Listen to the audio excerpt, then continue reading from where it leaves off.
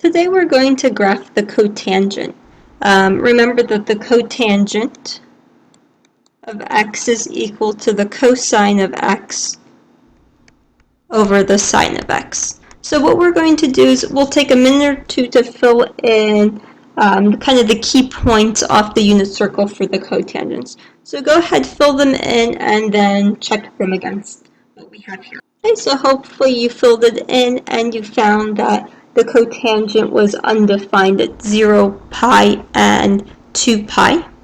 And what you found was that at pi over 4 is 1, pi over 2 it was 0, 3 pi over 4 is negative 1, and then it kind of repeats in that same fashion. So 1, 0, and negative 1. Okay. What we notice, the period, if we kind of plot the points, right? Remember we have our vertical asymptotes where we have our cotangent function is undefined.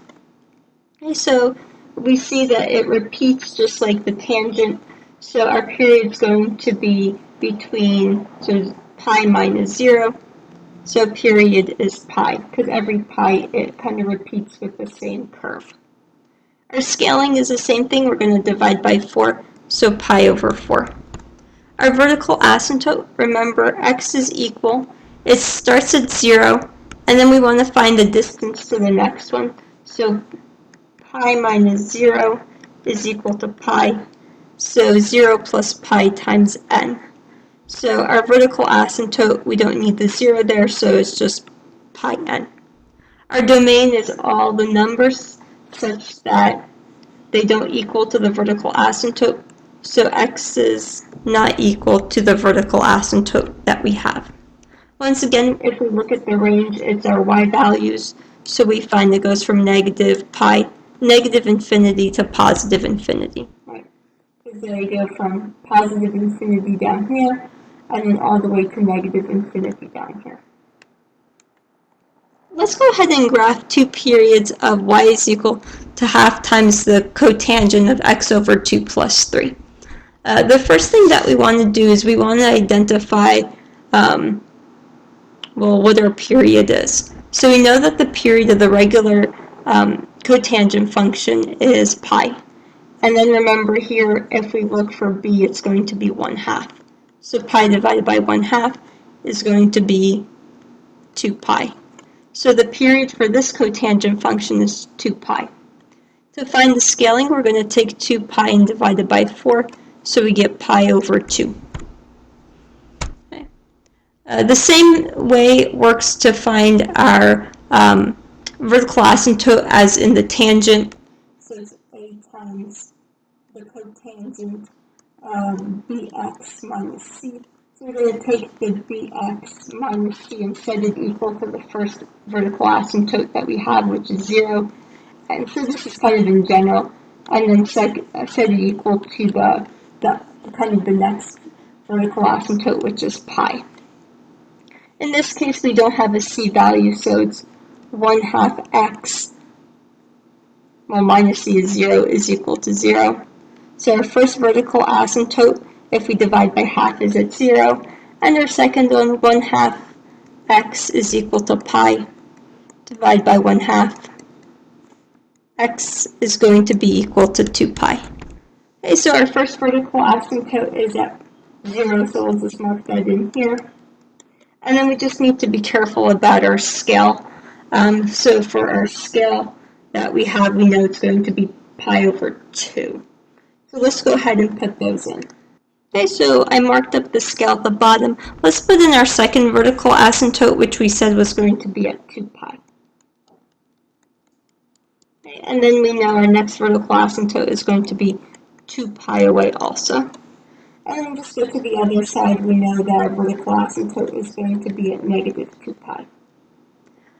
What we want to do now is we want to find where all our vertical asymptotes are. We know that's going to be x is equal to 0 plus, and then what we want to do is we want to find the distance between the two. So in this case, our second one is at 2 pi minus, and then the first one's at 0. So our vertical asymptote is x is equal to 0 plus 2 pi n. In this case, remember, we don't need the 0 because we can simplify it, so x is equal to 2 pi n. For domain, it's all the real numbers such that they don't equal the vertical asymptote, so x is not equal to 2 pi n.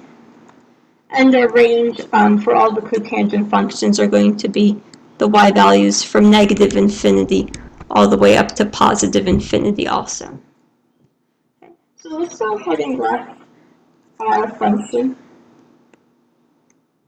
So we know that kind of the points in between the y values go for 0, 1, 0, and negative 1.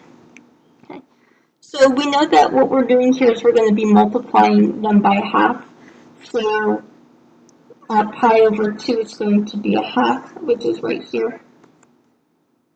At 0, at pi it's 0, and then at 3 pi over 2 it's going to be a half also. So this is without moving our function up by 3. So let's fill in the other two. Okay, we filled in the other two, and what we want to do now is we want to move our function up by 3. So we're going to just move, this new point is going to be at 3.5, so 1, 2, 3.5. This new one's going to be at 3, and this one's going to be at 2.5. So let's fill those in. Okay, so now what we did, all we did was we took our original graph and shifted it up by 3. So now the graph of 1/2 cotangent of x over 2 plus 3 is going to be graphed in orange. Okay. Let's look at the next one. We want to once again graph two periods of y is equal to the negative cotangent x minus 4. If we notice here, b is going to be 1, so the period doesn't change. So the period is pi, and then our x scaling is just pi divided by 4. Okay, once again, with our vertical asymptotes, they're not going to be changing off the original kind of cotangent function that we graphed at the beginning.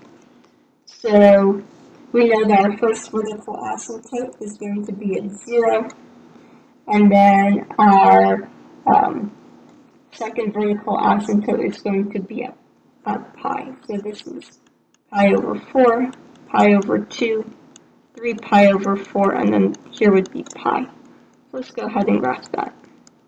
Okay, so our vertical asymptote is x is equal to pi times n. And then once again, we know that our domain is all the x's such that they don't equal what our vertical asymptotes are.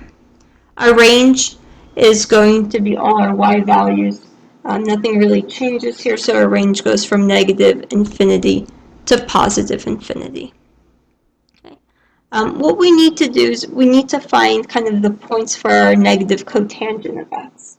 Remember, the points, the y values for the points in between our vertical asymptotes are 1, 0, negative 1.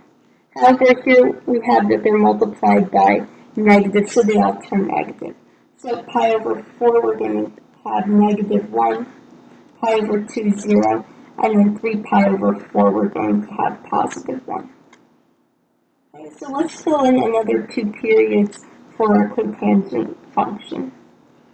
Okay, so here we know is going to be 2 pi, and this is going to be, right here is going to be negative 1, 0, and 1. We can do it on the other side too. In this case, we'll have, this would be at 1, 0, and negative 1. So let's fill in the graph. Their graphs look like this. Okay, and then here, once again, we have our vertical asymptote at negative pi. However, we only graph this part of the function. What we still need to do is we need to shift the function down by 4. So let's do that in a different color. So we'll do it in green. So we're going to take each of these points and move it down by 4.